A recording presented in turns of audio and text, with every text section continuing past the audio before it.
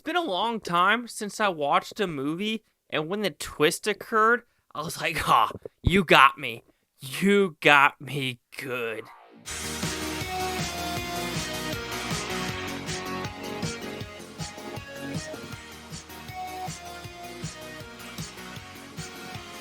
Chase Lee Hockey here with the Blue Futon reviewing Relay. So it's about pretty simple premise.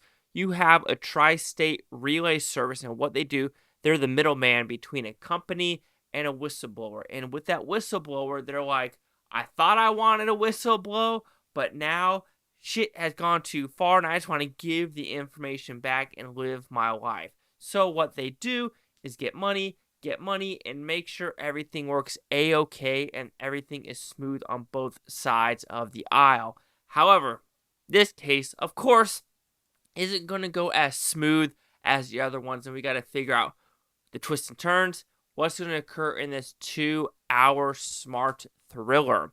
So did I like this movie? Absolutely. First off, this is a very smart movie. This is for the thinkers. This is for the adults in the room. This isn't for the TikTok-y crowd. This is a 2-hour slow burn, getting to know each character, getting to know the services, and understanding what is actually occurring in this movie. Riz Ahmed does a fantastic job in this movie. Sam Worthington does a fantastic job. And the main girl also does a fantastic job. And I really don't know her name. And so that's kind of foul on my end.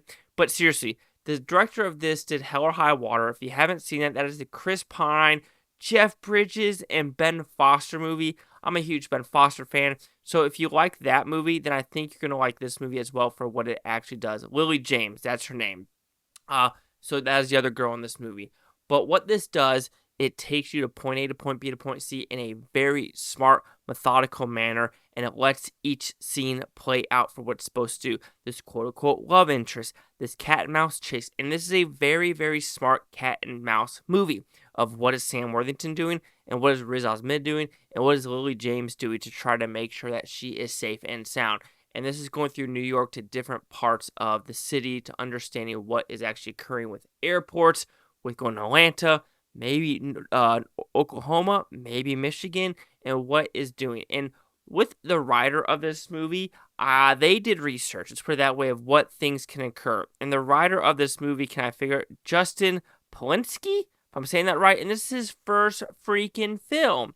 That's pretty damn good, and it feels like he was methodical and he knew exactly what he wanted to put on screen.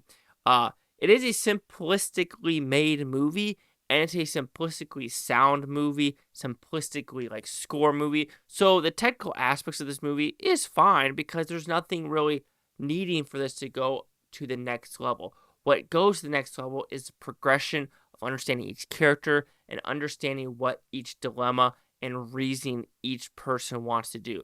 Do you get to know too much about like the Sam Worthington and his crew? No, because you don't need to. You just need to know that they're hired by a specific company to get the information back. Riz Ahmed, do you really need to know a lot about him? No, you just know he's been doing this for about 7 to 10 cases, and he is starting to gain a little bit of a conscience because something happened to a previous case of, you might be a whistleblower, and if you release this information to the press, to the media, heck, you might, be the star of maybe saving people's lives, or, pesticides are not good, or pharmaceutical companies not good. However, it's the cat and mouse that if I do that, I'm probably going to die like any of Hillary Clinton's, witnesses and things like that. So you got to figure out what you're going to do in these situations. I think that is a very methodical and nice part of the movie. It isn't really action-orientated. This is rated R for language, so don't expect like great car chases or gunfights. Yes, the third act has a good cat and mouse chase sequence, and you're trying to figure out who's going to survive and who isn't. Because one person, there's no way they're surviving unless something crazy happens on the highway. I'll put it that way. Okay, the main reason is the twist in this movie. And when this twist occurs, I'm like, sons of bitches. Sons of bitches. It's not a bad sons of bitches. It's like, aha, you got me.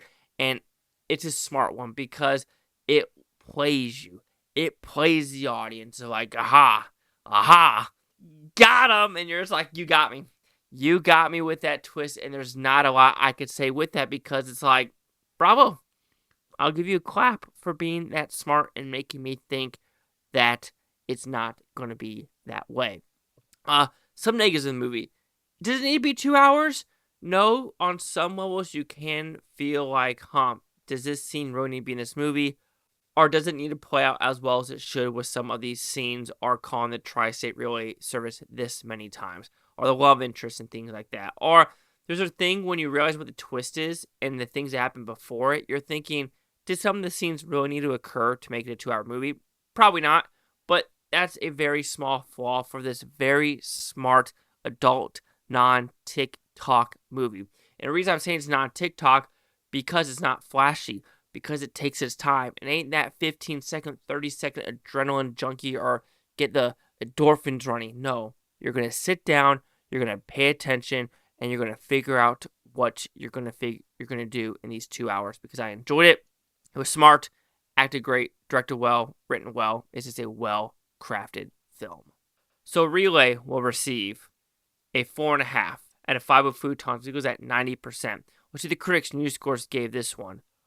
Critics read 82% with 28 of them. No critic consensus. Maybe I'm one of the few that actually really, really liked it, because looking down at it, it seems like they're giving it okay reviews, but I'm liking it a lot better. People are calling it clunky twists. I disagree. I disagree with this clunky twist. Sorry, disagree. 82-90. Chase out here with the Blue Futon. Like, comment, subscribe. One of the things, Futontopia. You Blue Futon, saying watch for a great day. I don't care what to say tomorrow, week, for a month, a year from now. Every single freaking one of you. Peace and love. And what you gonna do with that twist?